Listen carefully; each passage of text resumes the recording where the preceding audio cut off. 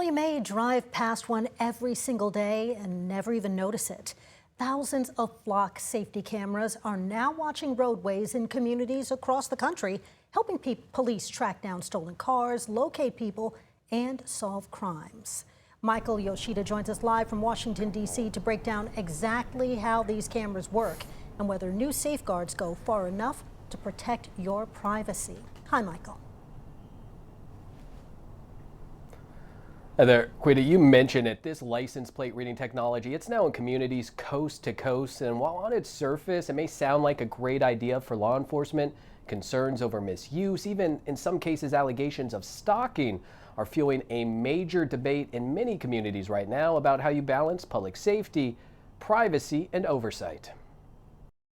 There are reportedly more than 120,000 license plate reading flock safety cameras deployed across 49 states, used by more than 5,000 law enforcement agencies. They scan passing vehicles, capturing license plates and other details that are stored in a searchable database. If a plate is connected to a wanted vehicle, stolen car, or investigation, police get an alert. The technology notably helped track down last year's Brown University shooting suspect. Flock says it supported about 1 million law enforcement investigations last year and helped locate more than 10,000 missing people. But critics warn of a growing surveillance network, one they say invades privacy, triggers false alerts, and operates without enough oversight. Where is the line where it stops being for solving crime and starts violating individual privacy? The nonprofit Institute for Justice says dozens of officers in recent years have resigned or been arrested after allegedly abusing license plate reader systems, including accusations of stalking. By using a private company, it allows a lot of the police departments to circumvent the normal red tape, like getting a warrant.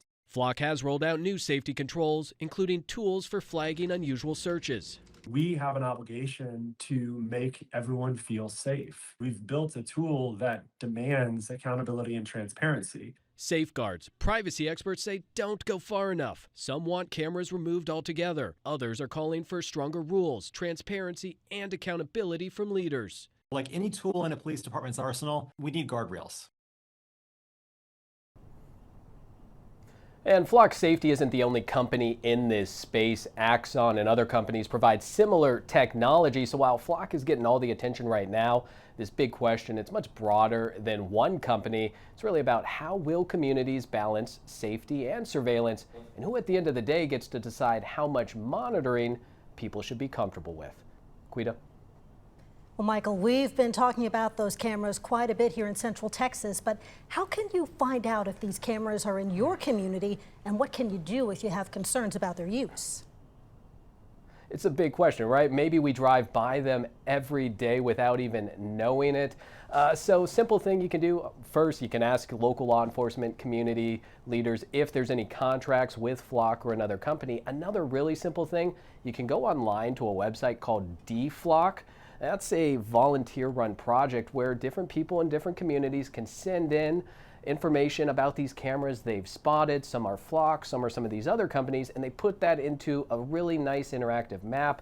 You can put in your own zip code or your address, and it'll zoom in and it'll show you all of the reported cameras that may be in your area. Now, if you're doing all of that and start to get some concerns, advocates say the best way to go about maybe raising those, talk to your local leaders, your national leaders, see if they're working on any sort of legislation that could provide some more oversight and rules when it comes to this new technology. Lots of good advice and information. Michael Yoshida, thank you very much.